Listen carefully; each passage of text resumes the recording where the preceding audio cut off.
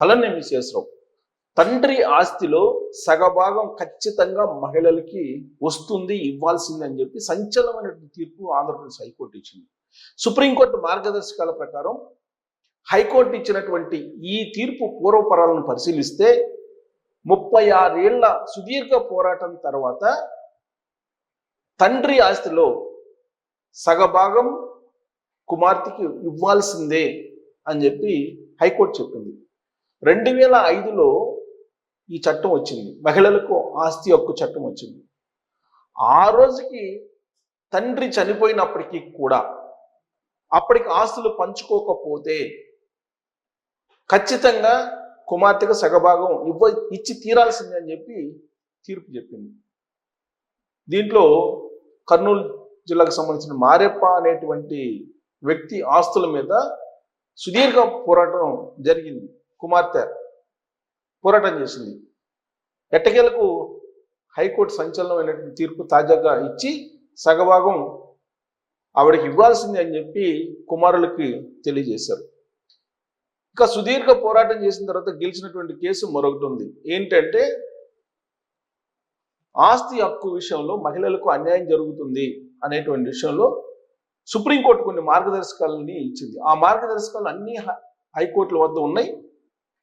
వీటిని పరిశీలించిన తర్వాత తండ్రి ఆస్తిలో సగం వాటా ఇవ్వాల్సిందే అని చెప్పి పశ్చిమ గోదావరి జిల్లాకు చెందినటువంటి ముళ్లపూడి వెంకట రాయుడు సూర్యకాంతమ్మ దంపతులు మధ్య జరిగినటువంటి వివాదంలో సంచలనమైనటువంటి తీర్పు ఆంధ్రప్రదేశ్ హైకోర్టు ఇచ్చింది.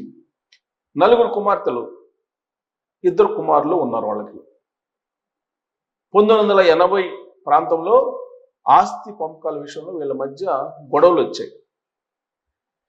దాంతో కోర్టుని ఆశ్రయించారు. ఆస్తిలో తమకు కూడా సమాన వాటా కావాలని కుమార్తెలు కోరితే కుమారులు అంటే కొడుకులు నిరాకరించారు. దీంతో 1990లో కుమార్తెలలో ఒక్కళ్ళైనటువంటి కనకదుర్గ తన వాటా కోసం సివిల్ కోర్టుని ఆశ్రయించింది. అక్కడ లోకల్ కోర్టుని. ఆ సివిల్ కోర్టు ఏం చేసింది, దశాబ్దం పాటు ఆ కేసును అలా నడిపింది. ఆ దిగువ కోర్టు ఇచ్చినటువంటి తీర్పుల మీద అసంతృప్తి వ్యక్తం చేస్తూ హైకోర్టుకి ఇచ్చింది. హైకోర్టు ఈ దిగువ కోర్టులు ఇచ్చినటువంటి తీర్పులన్నింటినీ పరిశీలించిన తర్వాత సగం ఆస్తి తండ్రి ఆర్జించినటువంటి ఆస్తిలో సగం ఆస్తి కుమారులతో పాటు కుమార్తెకు కూడా సమానమైన హక్కు ఉంది. కుమారులకు ఎంత వచ్చిందో కుమార్తెకు కూడా అంతే పంచి ఇవ్వాల్సింది అని చెప్పి స్పష్టం చేసింది కోర్టు. దాంతో సగం వాటా ఇచ్చారు. ఇది 36 ఏళ్ల నిరీక్షణ తర్వాత ఆవిడ సాధించినటువంటి విజయం. ఈ కేసును బేస్ చేసుకొని ఇప్పుడు కర్నూలు జిల్లాకు సంబంధించినటువంటి మారెప్ప కుటుంబం గతంలో పశ్చిమ గోదావరి జిల్లాకు సంబంధించినటువంటి కేసుని పొందుపరుస్తూ హైకోర్టులో వాదనలు వినిపిస్తే హైకోర్టులో న్యాయం జరిగింది. సగం వాటా ఇవ్వమని చెప్పింది కుమార్తెకు. ఇది ఇరు వర్గాలు మధ్య సాగినటువంటి కేసు. కర్నూలు జిల్లాకు సంబంధించిన మారెప్ప కుటుంబం, ఈయనకి కుమారుడు కుమార్తె ఉన్నారు. అయితే అతను చనిపోయాడు. చనిపోయిన తర్వాత తల్లి ఏం చేసింది, కుమారుడికి ఆస్తి ఇవ్వాలి అని చెప్పి కుమార్తెకి ఇవ్వకుండా ఉంది. దాంతో కుమార్తె కోర్టుకు వెళ్ళింది. కుమార్తె కోర్టుకు వెళ్తే దిగువ కోర్టు ఏమిచ్చింది, దిగువ కోర్టు కుమార్తెకి ఇవ్వాల్సిన అవసరం లేదు అని చెప్పి చెప్పింది. దాంతో ఎందుకు చెప్పింది, 2005 చట్టం రాకముందే ఆయన మరణించాడు కాబట్టి ఈ చట్టం చెల్లదు అని చెప్పి వెళ్ళింది. వివాదం 88లో మొదలైంది. 88లో 2005లో చట్టం వచ్చింది. సో మారెప్ప మరణానంతరం ఆయన ఆస్తిలో తమకు వాటా కావాలని భార్య నాగమ్మ అలాగే కుమార్తె వీరమ్మ వీళ్ళిద్దరూ కోర్టును ఆశ్రయించారు.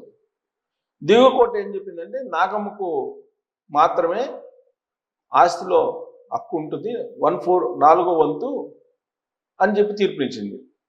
దీని మీద వీరమ్మ కోర్టుకు వెళ్ళింది.